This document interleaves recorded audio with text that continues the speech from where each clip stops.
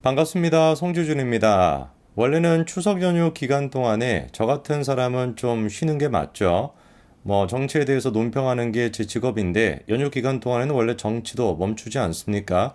조선일보, 동아일보, 중앙일보 뭘 보든지 간에 정치에 대한 별다른 기사도 올라오지 않고 당연히 원래 그렇게 연휴 기간 동안에는 정치도 좀 쉬는 게 맞습니다. 근데 제가 참 쉬고 싶어도 쉬지를 못하겠더라고요. 계속 해가지고 추석 기간 동안에도 까불어대고 있고 그리고 또 국민들을 상대로 선동하고 있는 그런 것들이 너무 잡스러운 것들이 많다 보니까 어떻게 제가 쉴 수가 있겠습니까? 대표적으로 민주당 같은 경우는 이재명에 대한 구속영장이 딱 기각이 되자마자 옳다 권할 잘됐다. 이번 기회에 요거를 통해 가지고 이재명의 사법 리스크가 줄어들었다. 택도 없는 소리지만 그 개딸들은 그거를 믿잖아요. 그렇죠? 사법 리스크가 줄어들었다라는 식의 프레임을 딱 만들어 버리고 거기에다가 검찰이 이재명에 대해서 압수수색을 300번 넘게 했다. 400번 가까이 했다. 그것도 이제 새빨간 거짓말이죠. 그렇죠? 한 36번 정도밖에 안 됩니다. 그리고 또 이재명에 대한 실질적인 직접적인 압수수색은 한 번도 없었고요. 근데 그런 식으로 검찰이 무리한 수사를 했다. 이런 프레임을 딱 짜놓고 거기에다가 플러스 알파로 대통령에 대한 영수회담을 추진한다. 이래 버리니까 일반 그 시민들 같은 경우는 어떻겠습니까?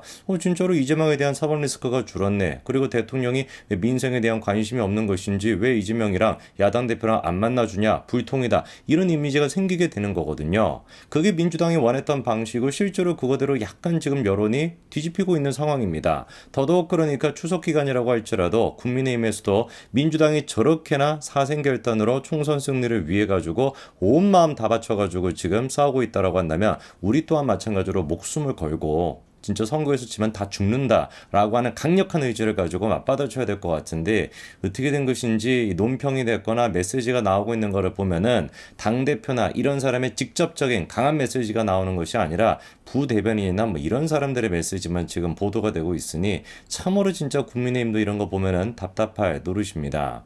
그리고 또 페이스북을 한창 또 이 연휴 기간이라도 좀 쉬었으면 좋겠는데 쉬지 않고 계속만 나불나불대는 거는 인간이 또 있습니다. 이준석이죠. 그렇죠.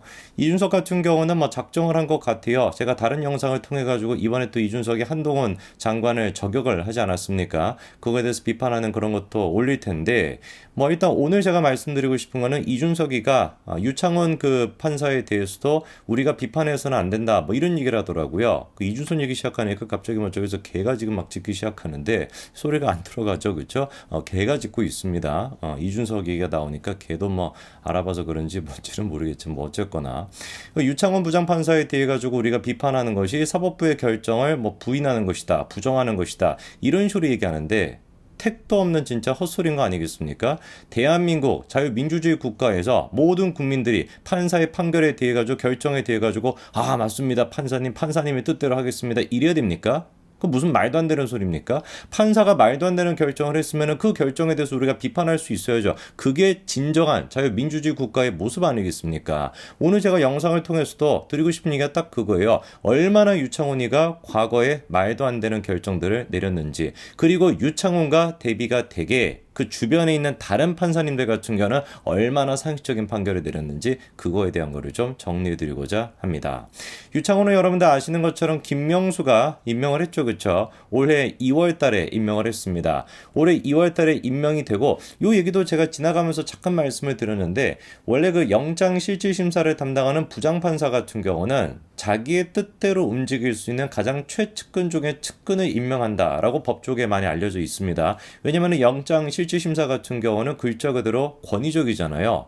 그렇잖아요. 자기 혼자서 그냥 결정을 내려버리는 겁니다. 판사 여러 명이 들어가가지고 합의를 보는 것도 아니고 혼자 들어가지고 혼자 그냥 결정을 내리는 거예요. 그리고 그 결정에 대해서는 번복할 수도 없습니다. 그냥 한 번으로 끝나버리는 것이죠. 막강한 권한을 가지고 있다 보니까 정말로 자기의 최측근 중에 측근을 임명한다라고 하는데 김명수의 측근만큼이나 김명수의 뜻대로 결정을 내렸습니다. 대표적으로 거의 들어가자마자 강진구에 대한 구속영장 기각을 했었고요. 그리고 김용의 알리바이 위증 혐의가 있는 이홍우 씨 또한 마찬가지로 구속영장을 기각했습니다.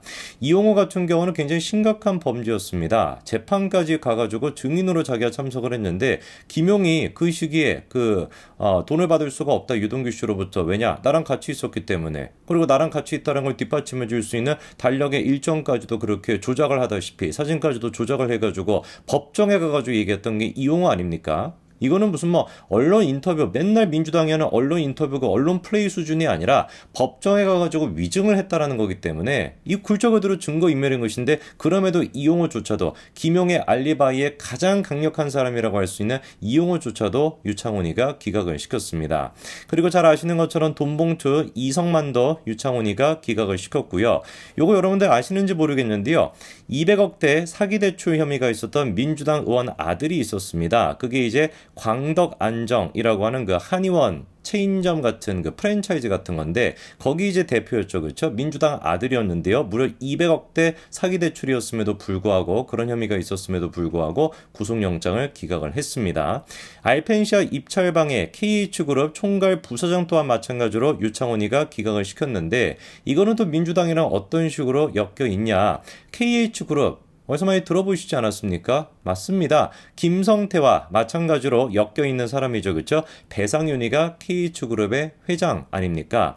그리고 또 이번에 알펜시아 입찰방에 거기 이제 그 총괄 부사장, KH의 총괄 부사장이라고 하는 사람이 다른 혐의랑도 엮여있는데 지금 배상윤이 같은 경우는 대한민국에 들어오지 않고 해외 도피 중입니다. 근데 뭐 도피를 하면서 뭐 그지같이 살고 있는 것이 아니라 황제 도피를 하고 있죠. 그렇죠? 가수 출신 아니라 무슨 뭐 베트남 요트 파티하고 지만 신나 있는데 그 도피를 도왔다라고 하는 혐의가 있는 사람이 또 누굽니까? KH그룹의 부회장 우모 씨인데 이 우모 씨에 대한 구속영장도 어떻게 된 것인지 유창훈이가 기각을 시켰고요.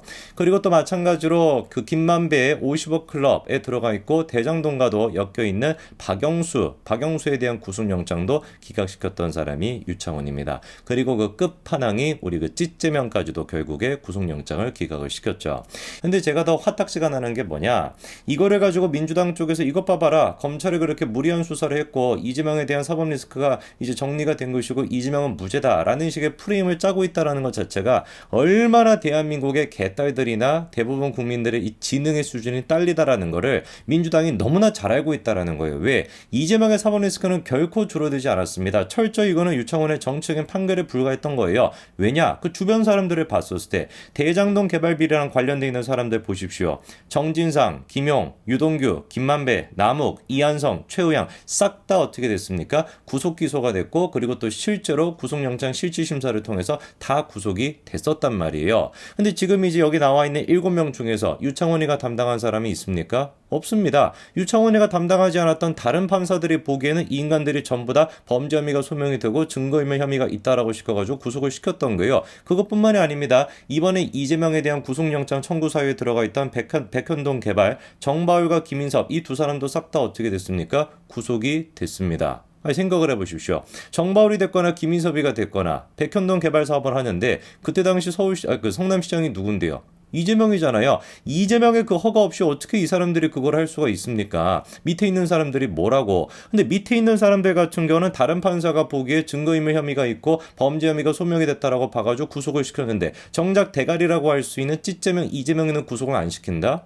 이게 말이나 됩니까? 그것뿐만이 아닙니다. 또 이재명의 구속 사유에 들어가 있었던 쌍방울 이거에 대해서도 이화영, 김성태, 양성길, 방용철, 안부서 싹 다 어떻게 됐어요? 구속이 됐었거든요. 심지어 쌍방울 그룹의 회장, 부회장, 아태엽 회장까지도 싹 다 구속이 됐습니다. 그럼에도 불구하고 놀랍게도 유창훈이 같은 경우는 이번에 쌍방울 불법 대급 송금에 대해 가지고 이재명에 대해서는 뭐라고 사유서를 적어놨습니까? 아직까지 따져볼 모습이 있다. 따져봐야 되는 부분이 있다. 이렇게 적어놨습니다. 이재명과 그 쌍방울에 대해 가지고 엮여있는 지금 무려 5명의 사람들은 전부 다 똑같은 법원에서 영장이 청구가 돼가지고 전부 다 구속이 됐음에도 불구하고 희한하게 어떻게 된 것인지 유창훈이가 보기에는 5명이 이미 구속이 됐음에도 불구하고 이재명과 쌍방울의 연결고리 그리고 대북 송금에 대해 가지고 아직까지도 의심이 된다. 아직까지도 파악이 부족하다라고 봤다라는 것이죠. 이거를 과연 우리가 정치적이지 않다라고 얘기할 수 있겠습니까?